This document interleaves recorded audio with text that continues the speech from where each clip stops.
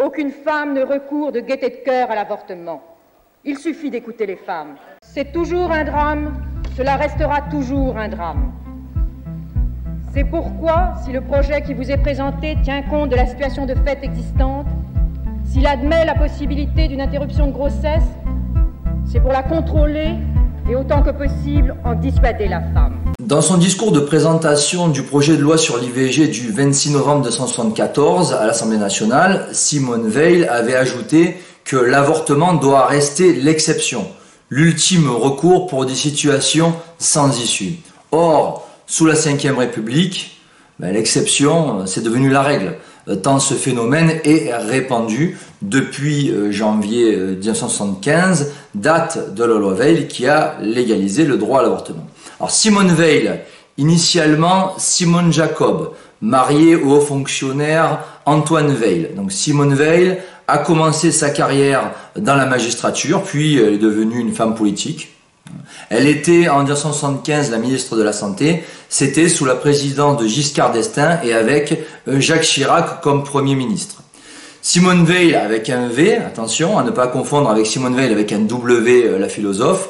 Simone Veil que les médias alignés ont toujours couvert d'éloges, nous la faisant passer pour une femme libre, courageuse, au service du droit des femmes et de leur libération. On se demande d'ailleurs en quoi elles sont libérées.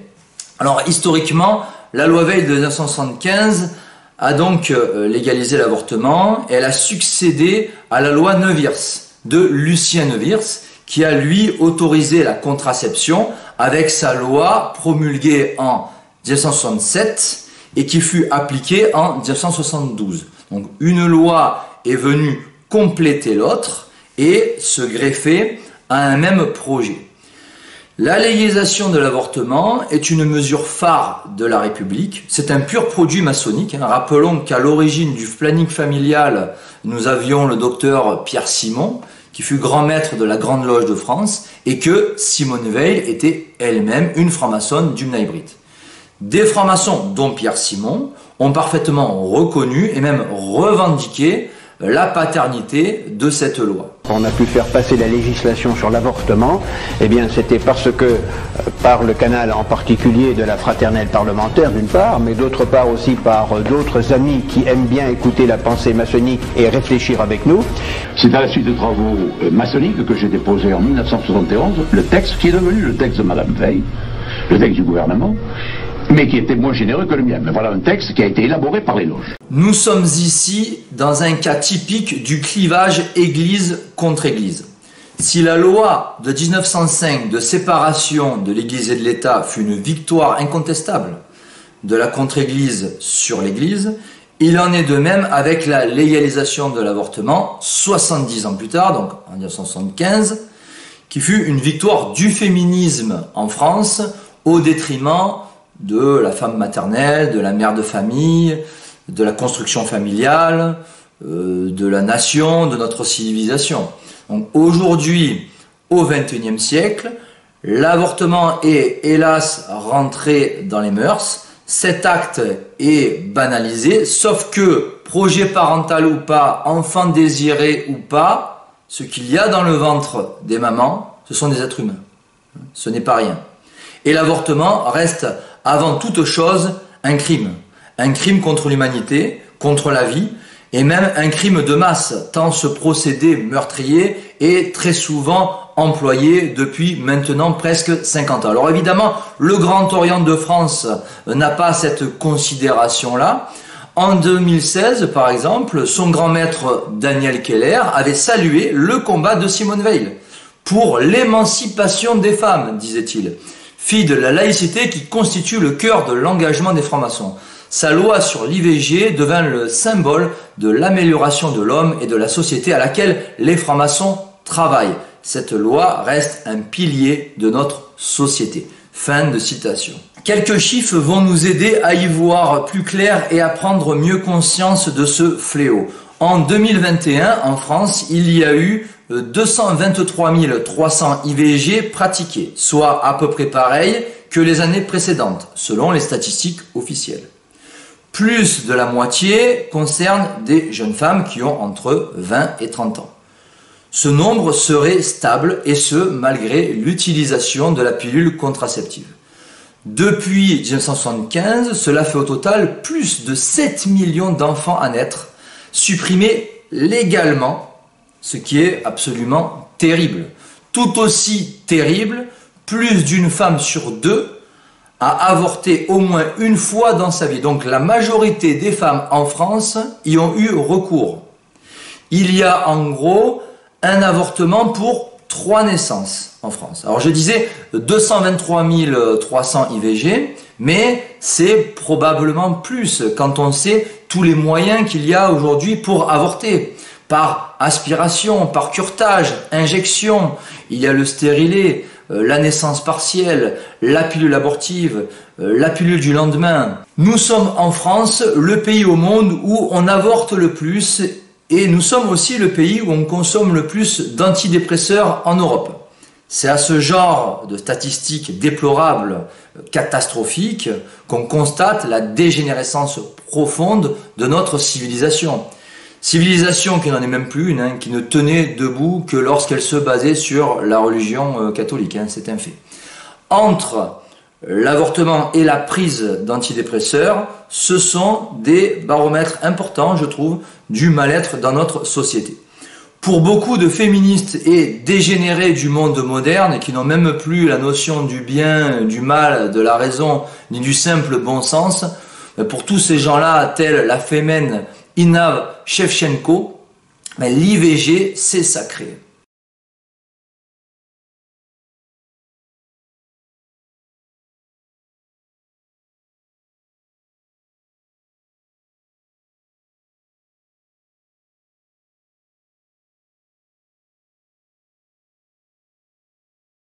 Nous venons de le voir, chiffres à l'appui, l'avortement est le principal génocide des 20e et 21e siècles. Un génocide qui se fait en silence avec l'approbation de la loi républicaine. Donc l'IVG serait soi-disant sacré, pour certains frères Latruelle et autres féministes, et le fait de l'inscrire dans la Constitution, comme ça s'est fait récemment, confirme cette sacralisation. C'est un véritable crime contre l'humanité. On tue des vies humaines et on empêche des enfants à naître. Cela relève à l'évidence du péché mortel, d'un péché très grave que l'Église a toujours condamné. L'avortement relève de la responsabilité individuelle, on est d'accord. Certes, il y a la pression sociale, mais personne n'oblige non plus les femmes à avorter. Alors, simple question. Si la France était chrétienne comme autrefois, est-ce que les femmes avorteraient autant? Il est clair que non. Donc on en revient toujours au même problème, trop peu de chrétiens en France, dans le monde, trop peu de chrétiens surtout fermes dans la foi. Alors ce crime contre l'humanité est donc légal en France, et cerise sur le gâteau maçonnico-républicain, ce crime est remboursé intégralement par la sécurité sociale. Donc une femme tue une vie humaine, et l'État lui rembourse à 100% le meurtre de son enfant à naître. Et la majorité de la population approuve cela, l'IVG. Et quasiment tout le monde trouve ça normal. Donc voilà où on en est aujourd'hui. C'est vraiment la preuve qu'on est tombé très bas. En cas de référendum, il ne faut pas se leurrer, la majorité de la population voterait pour l'avortement. Donc voilà à quoi aboutirait la loi du nombre, appelée démocratie, à la légalisation d'un acte criminel. D'ailleurs, la proposition de loi de la France insoumise pour inscrire le droit à l'avortement dans la Constitution a été votée dernièrement à 337 voix contre 32. Donc seulement 8% ont voté contre. C'est dire si le mal est profond à l'Assemblée nationale. Donc il n'y a rien à attendre. Le terme Assemblée nationale, d'ailleurs, remonte à 1789. Il désignait alors le tiers-État qui s'opposait au roi Louis XVI, et le doyen de ce tiers-État était à l'époque le franc-maçon Bailly, qui était affilié à la loge des 9 sœurs.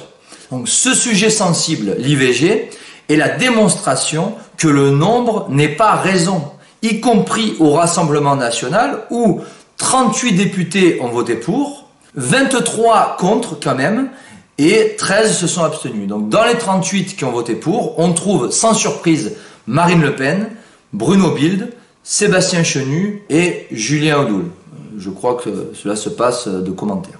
Avec cette loi votée massivement par l'Assemblée qui garantit le droit à l'avortement, la République a enfoncé le clou. Elle poursuit dans sa voie mortifère et destructrice après avoir prolongé en mars dernier le délai légal de l'IVG à la fin de la 14e semaine de grossesse. Je rappelle qu'en 75, c'était 10 semaines et que on passe d'un embryon à un fœtus vers la 7e, 8e semaine.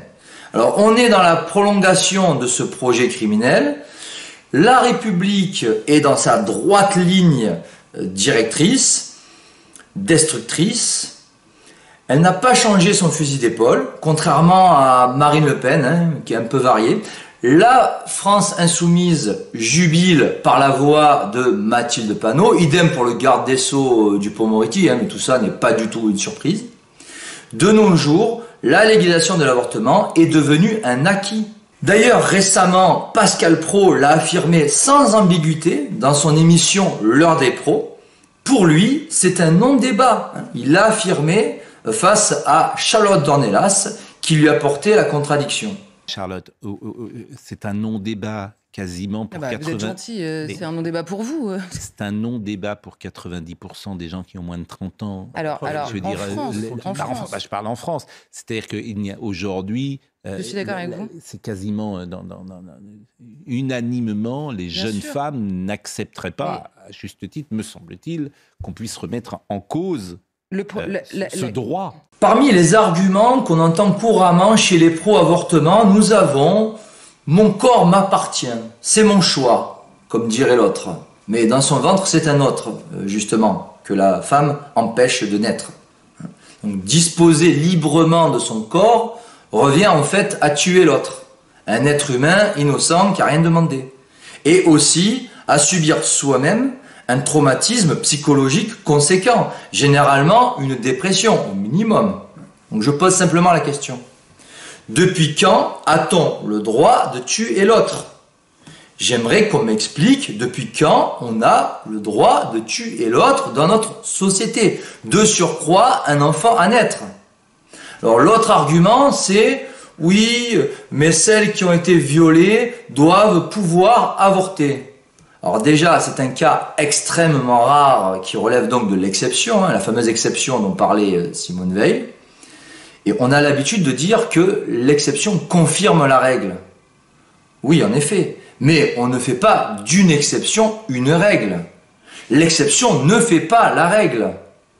De plus, des enfants non désirés, cela existe. Il y a des familles d'accueil pour cela. Alors forcément, il en faudrait le moins possible. Mais il peut y avoir des vies heureuses par la suite, accomplies chez des adultes qui n'avaient pas été désirés à la naissance et qui se sont ensuite, pourquoi pas, épanouis et qui peuvent sauver leur âme. Ce n'est pas là que ça se joue selon moi. Désirés, non désirés. Après, le but, bien sûr, c'est que ça reste des cas très isolés. Donc cette objection ne tient pas la route face à la gravité de l'acte. Je rappelle qu'avorter revient à tuer et qu'il s'agit d'un péché mortel contre le 5e commandement. On nous renvoie sans arrêt aux droits de l'homme, mais le droit de l'enfant à naître, lui, on nous en parle jamais. Il y a les droits humains pour les uns, mais visiblement pas pour les autres. Le droit de tuer pour la mère de famille dégénérée ou sous pression d'un entourage dégénéré, donc là, ok. Mais le droit à la vie pour un bébé, ça non. On est dans les droits de l'homme à géométrie variable, en fait. Donc on veut donner la vie ou on veut donner la mort dans cette société. On veut avoir une politique familiale de natalité ou une politique destructrice et criminelle.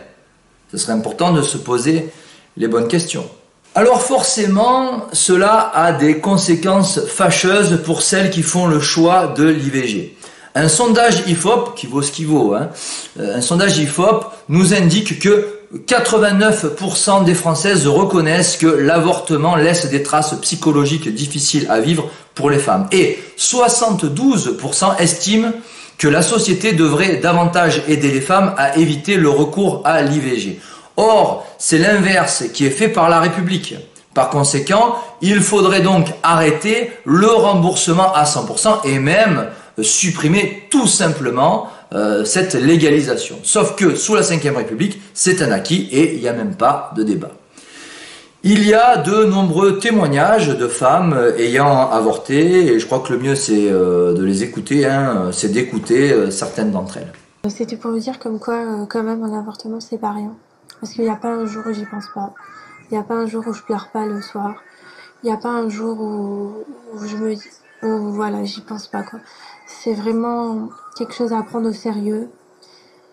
Il faut vraiment, mais vraiment bien réfléchir avant de faire ça parce que c'est un acte qui restera à tout jamais. J'ai perdu 10 kilos en l'espèce d'un mois. Bah clairement, j'ai pas été bien. Hein. Tout, j'étais un peu un mort-vivant. On vous avait prévenu au planning familial? Non, je dormais plus, je mangeais plus, je pleurais en permanence. J'ai eu des idées un peu noires, beaucoup même. J'ai mis des choses en place pour que ça s'arrête, parce que ça s'arrêtait pas. Ce qui ne s'arrêtait pas, c'est une descente aux enfers qu'un grand nombre de femmes ayant avorté connaissent par la suite. Irritabilité, troubles du sommeil, tabagisme, drogue, envie de suicide. Je suis devenue un fantôme, je suis du coup retombée dans la cocaïne, mais là vraiment c'était tous les week-ends 2-3 grammes, je buvais 2-3 bouteilles de vin tous les soirs pour oublier. Pour oublier, je m'empêchais de dormir parce que dès que je fermais les yeux, je rentrais dans cette salle d'opération et j'avais l'impression d'être aspirée en fait, d'être à la place de mon bébé, d'être un aspirateur. Et autour de moi, tout le monde faisait comme si de rien n'était. On va tuer un individu, on avale un poison. Et comment un poison pourrait-il tuer l'enfant et pas la mère qui l'absorbe?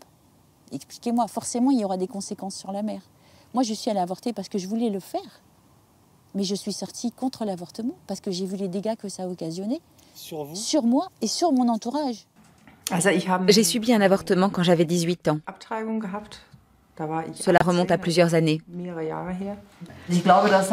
Vous n'arrivez pas à chasser cette douleur en partie provoquée par le sentiment d'avoir perdu une partie de vous-même. Cet enfant encore si minuscule, cette petite fille était aussi une partie de vous-même. Ce sentiment est encore profondément ancré en vous. Vous êtes en plein deuil, en plein travail de deuil. Vous n'avez pas eu de fille par la suite. Non. Donc, au fond, vous continuez à porter aussi le deuil de votre fille en particulier. Oui. Lui avez-vous donné un nom? Non. Ce serait pourtant un moyen de vous rapprocher encore plus d'elle. Pour faire son deuil, il faut réussir à le rendre concret en mettant un nom dessus. Oui. Je ne l'ai pas fait parce que je n'avais pas accès à mes émotions. Jamais je n'ai pleuré comme je viens de le faire, jamais. Et ça, c'est important. J'aimerais tant lui demander pardon.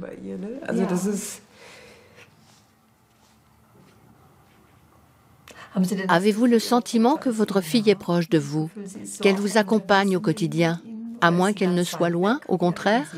Comment vivez-vous la relation à votre fille? Je l'imagine auprès de Dieu. J'avais une très grande mésestime de moi-même, très fortement imprimée. Voilà, j'avais bien sûr honte de ce que j'avais fait aussi. J'ai perdu le sommeil à un moment donné, j'ai connu une dépression. C'est là où, effectivement, je tenais un bébé dans mes bras et je me disais, mon Dieu, c'est tellement beau un bébé, comment j'ai pu faire ça? Alors les syndromes fréquents, c'est cette peur de l'avenir. On a parfois l'impression que ces personnes, en fait, avortent dans tous leurs projets.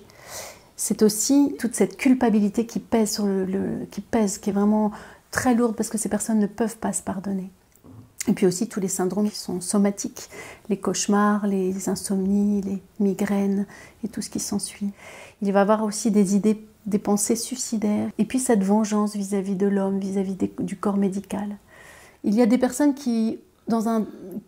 pour qui ça va ressurgir très très tard dans leur vie parce qu'elles se sont interdites de le dire, parce qu'elles sont dans une immense culpabilité, un mur de honte et du coup elles vont en le disant, vraiment réaliser tout ce qu'elles ont vécu. Parfois 65 ans de cauchemars, parfois une grande angoisse, une grande révolte par rapport à des enfants qu'elles ont vus, à des bébés qu'elles ont vus naître dans leur entourage, à une poussette qui traversait la rue. Et du coup, quand tout revient à la surface, on peut enfin s'en occuper et le guérir. Prévenir du danger, c'est quand même mieux que d'avoir à guérir afin d'éviter que le mal se reproduise. La légalisation de l'avortement est à mettre, selon moi, en perspective avec le projet mondialiste. Nous vivons dans une société qui préfère la mort à la vie, qui préfère le migrant à l'autochtone. Cela relève du constat. Nous vivons dans une époque qui favorise la stérilisation au détriment de la reproduction. Ceci est un autre constat. Toutes les lois, les décisions politiques, la propagande médiatique vont dans ce sens, dans cette direction. Celui du remplacement de population et aussi de la réduction de cette population à l'échelle mondiale.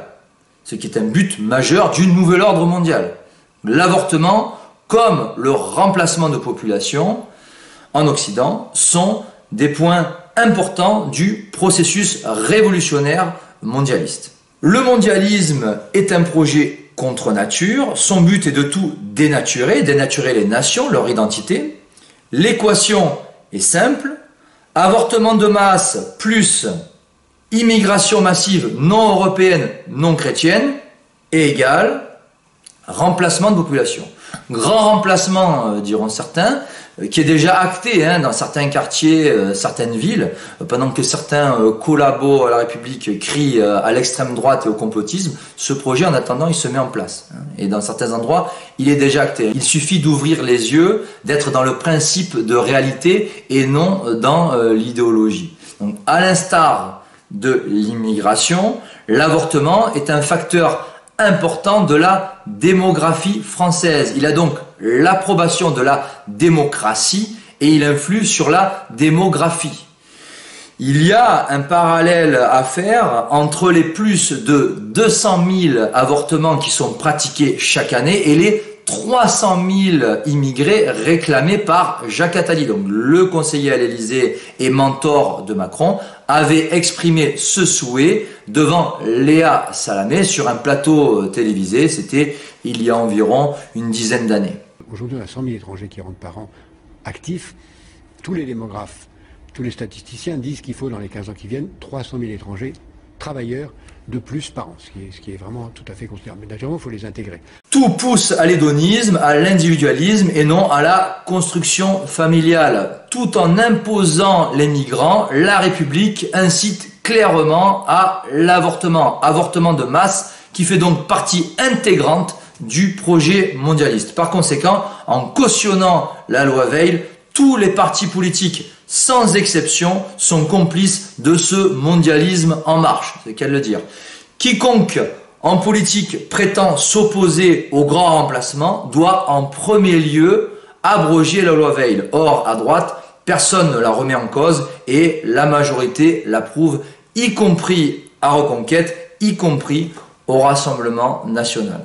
En conclusion, l'avortement est un crime contre l'humanité, un crime légal sous la Ve République, mais aussi un crime contre Dieu, pour reprendre l'expression du regretté docteur Xavier Dor. Avorter est un péché grave qui crée des traumatismes conséquents. C'est une pratique criminelle qui fait le lit du projet mondialiste. C'est un outil important entre les mains d'élites lucifériennes qui se prennent pour Dieu dans leur projet d'anéantissement de la civilisation en Occident. Il est grand temps de revenir à la raison et non de cautionner cette idéologie de mort défendue par la franc-maçonnerie qui en est à l'origine. Voilà. Je vous remercie de m'avoir écouté jusqu'au bout. Vous savez que vous pouvez soutenir mon travail en achetant mes livres, soit pour vous, soit pour les offrir, ou alors en effectuant un don. Pour cela, il faut me contacter sur l'email qui vient de s'afficher, livernet83@gmail.com. Voilà. Que Dieu vous garde. À très bientôt. Ciao, ciao.